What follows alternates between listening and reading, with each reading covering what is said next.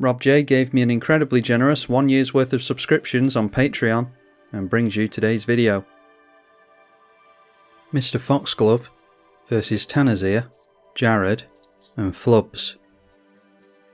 Interested to see how Flubs plays out. One lander, as is often the case on Magic Online, mulligan, into a 2-lander with no ramp, mulligan, into a 1-lander with a bit of ramp, try again.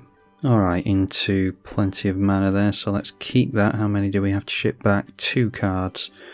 Swords to Plowshares, and let's just throw away the Galter, because Galter's only going to cheat in Vorinclex. We can just throw Vorinclex in with our commander. See, a turn 0, our opponent's gone for Cheerios, clearly. 5 cards in hand, I think that was a Surveil land, yeah.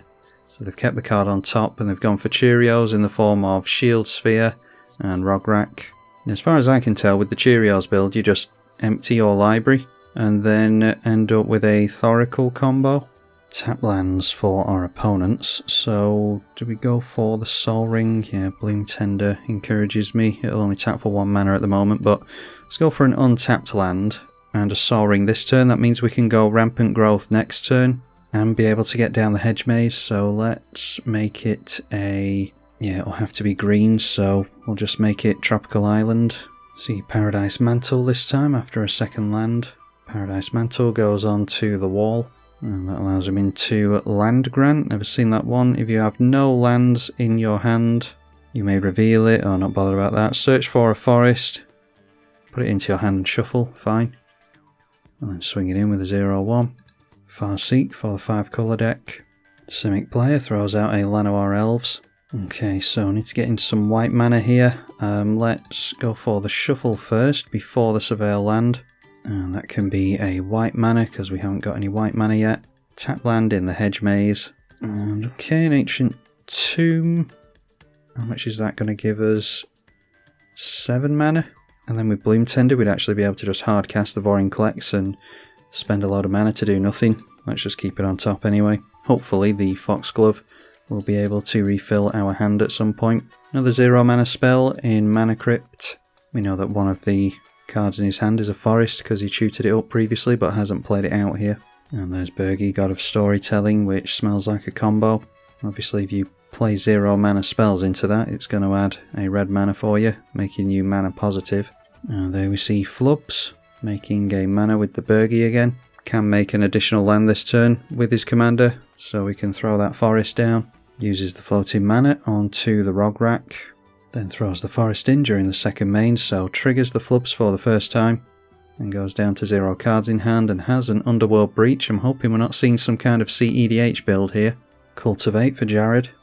Alright, our opponent is, he's just admitted, I mean, you can't... okay, I really don't understand this mentality, to be honest. There was no clause for the game. So someone's just joined with a random CEDH list, but yeah, I mean, you let me know what you think in the comments. I mean, I get shouted at for saying that it's power level 6, and then people don't agree that it is, and then you have no words for the game, and someone just randomly brings CEDH to a non-CEDH game. Like, if there's no clause for the game, assume it's not CEDH, is my kind of thinking, but apparently I'm in the minority on this table, so we'll just keep going. So Mr Foxglove into play the land for the turn and hope that our commander survives. I mean, he's just admitted that it's CEDH, so if there's any spot removal it should be going over at this commander.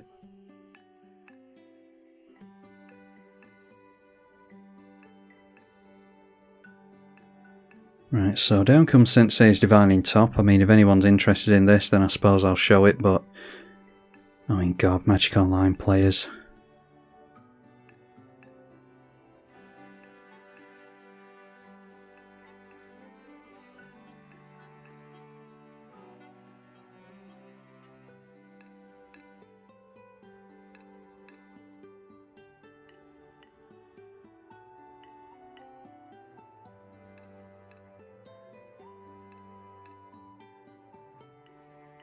Alright, so now he's decided to scoop on us.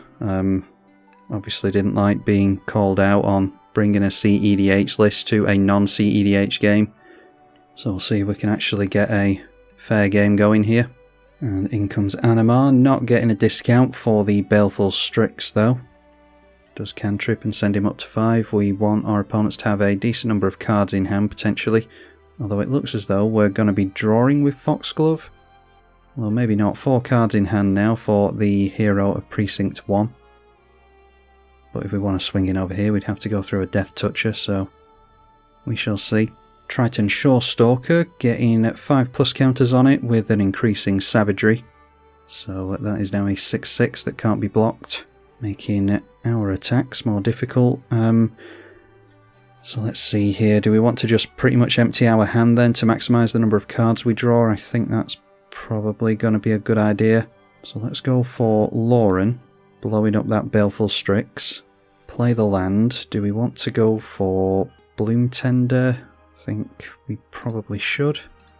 Not sure what we're going to draw into. We're going to waste a mana from the Ancient Tomb here, but I'd rather maximise the amount of coloured mana we've got access to. Could go for a Surveil land as well. We've got one more in the deck to have a look at what's on top, but we'll just swing in here and see what happens. So 4 cards in our opponent's hand means we draw 3, and alright, getting into all the mana apparently. But we can at least protect our board against spot removal or any wraths. I don't suppose our opponent will be doing any wraths. Blocks with the Animar, who has protection from white, so we'll have to be careful of the power that ends up with. And we will go after a Surveil land at the end of the Simic player's turn. So what do you think of that? Let me know in the comments what you reckon to that, because I think it's really weird that you would join a game with no notes on it, expecting to just randomly come up against CEDH lists, when people on Magic Online state that it's a CEDH game. I don't know why you would assume that you're joining a CEDH game with no notes on it. I think that it's a reasonably narrow format, enough to expect that you're not just going to randomly waltz into it. I've never heard anyone make that argument before, and I think that's a really weird one. But I'd be intrigued to hear other points of view on that and see if I can wrap my little pea brain around it. Like, I always thought that the classic argument was CEDH players only want to play against other CEDH players, otherwise it's considered pub stomping. Anyway, let's get on with this game. The 6/6 goes into the left. We get the 1/1, which I assume is just after us chump blocking, so yeah, we're not going to trade with our 1 toughness on anything. And then in response, the Animar player has something for us. A Sylvan Reclamation goes on to our Sol Ring. And the Coastal Piracy, we're going to have plenty of mana with Vorinclex. I'd rather hold on to the Fierce Guardianship for removal onto the commander. They do get a 1/1 into play as well. Okay, awesome. What an incredible game. Jesus. If you guys are going to gang up on me, I'll just concede. Who ganged up on him? I actually cannot understand the mentality here. I actually don't get what's happening. Oh my god. Okay, so has 3 mana floating during the blocking phase for whatever reason. But looks as though this guy is going to hopefully play it out. It's turning out to be a 1v1 with Foxglove, but might be a fun one if our opponent plays it out. A Lush Portico for the Surveil, see if we can fix the top card of our library. That's Consecrated Sphinx, I will definitely keep on top. So then, how is this commander worded exactly? Draw cards equal to the number of cards in the defending player's hand, minus the number of cards in your hand. If we've both got 4, we don't draw anything and we can cheat something into play. So yeah, that sounds like a good idea. Let's go Forest, so that we've both got 4 cards in hand. And then attack our opponent, that's Vigilance, might as well swing in with that as well. Draw 4, minus 4, allows us into a Vorinclex for free. And this is where our opponent might scoop because he's playing Fair Magic and, well, we've done well not seeing any spot removal, thankfully. Obviously, starting off with the Sol Ring is always going to warp the game. Noteworthy that that guy, before he bitched out, decided to remove our stuff. I mean, Coastal Piracy might get this player back into it by drawing cards. He removed the stuff and then disappeared, which is, yeah, very telling of the type of guy he is. So let's go Mana Crypt. I mean, we're just giving our opponent a really hard time now. And Bloom Tender taps for 3 mana, and then we get Consecrated Sphinx into play. Let's have our opponent draw a card as well. If he manages to get back in it, it'll make more of a game out of it at least. And we get to draw 2 after that as well. So say yes, and get into some more counter magic. So yeah, can't help but feel bad for my opponent now. But it's not over till it's over, maybe he'll be able to come back from this. So we'll hold up our interaction and pass. Draw 2 again from the Consecrated Sphinx because our opponent draws on his draw step. And I do have dorks in here because we don't mind emptying our hand. Don't usually play with the dorks unless it's for very good reason. Rogue's Passage means we should be able to get through with our commander as well. So we start to freeze our opponent's lands with the Vorinclex and see the commander Tanazir. And when it enters, turns this into an 11/11 that's unblockable. So yeah, I'm not trying to patronise my opponent or anything, but I'm trying to show off Foxglove as best we can in this game. So we'll just take the damage and not remove it. And then we don't necessarily need to tap down mana into the Rogue's Passage next turn because there's a 4/4 to our 5 toughness creature, so we can swing into it. Don't need to land with Foxglove, we just need to attack with it. But we go down to 27. Our opponent's got pretty much no mana next turn. And there is an Avacyn ready for us to cheat in here, so yeah, we can play a land beforehand, not that it matters. Let's just cheat in the Avacyn. Swing in with a bunch of big stuff. Triggers the Foxglove. Our opponent has fewer cards in hand than us, which means we get to cheat a creature in. Suppose I could have swung in with the Lauren if it was going to gain indestructible. So then we go through to the main. Let's just throw in a forest. Make a Birds of Paradise, which is an indestructible flyer. And we'll just go Generous Gift onto this now. I think we've shown off our commander, so if he wants to scoop to that, then so be it. Could have drawn with the Lauren there, I suppose, actually. Can do that at the end of his turn. So we draw to the Consecrated Sphinx again, and that's an exploration to help empty our hand if we want to do that. Obviously, it depends on game to game. Swiftfoot Boots, we're not seeing any spot removal on the Foxglove anyway, and it's not as likely in a Simic deck that we will see it. Our opponent's been a good sport about it though, which I'm always grateful for, but there's not even any attacks he can make here. So let's see what our opponent can draw. We'll see what we can draw off the Lauren. Lauren and Consecrated Sphinx, obviously a very good combo together. And they do have to draw here. Get into a Cyclonic Rift, so just goes from obnoxious to even more obnoxious. But we'll see if we can land lethal on our opponent next turn. So everything gets sent back to the hand and goes through to our turn. Looks like he's going to continue to be a great sport and play it out. We've got no big creatures to cheat in here, so with 7 cards in hand, what I would do is get multiple lands into play. Let's just do it here. So Exploration, get as many cards out of our hand as possible. So Rogue's Passage, a Forest, Swiftfoot Boots, Swiftfoot Boots onto Vorinclex just for the sake of using the mana, and now we've got only 4 cards in hand, so we swing in and trigger the Foxglove, and that means that we'll draw 3 cards in this instance. Maybe something of relevance. Yeah, not really. Get into even more means of protecting our board.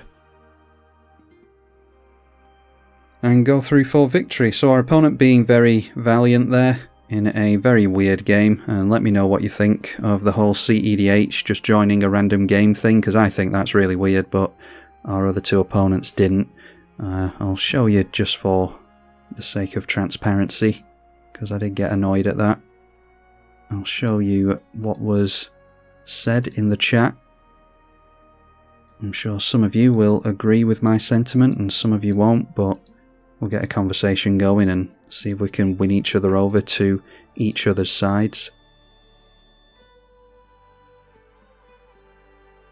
Anyhow, all I ever want to do in these games is to show off a commander. Don't particularly care if I win or lose. And we did get to show off Mr Foxglove there. For any of you who are interested in that commander, that is very much typically how you want to play it out. Cherry pick when you want to draw cards and when you want to cheat things into play. Ideally, you'd have Mr Foxglove be unblockable or have a Dormant Gate in place so it doesn't take any damage in combat, something like that. Then you can dictate who you swing in at, because that will give you the various different effects depending on who has how many cards in hand. But you all get the point anyway. Deck list is in the description as always. Big thank you to the patrons for their support of the channel as well. I'm tribalkai. Thank you for watching.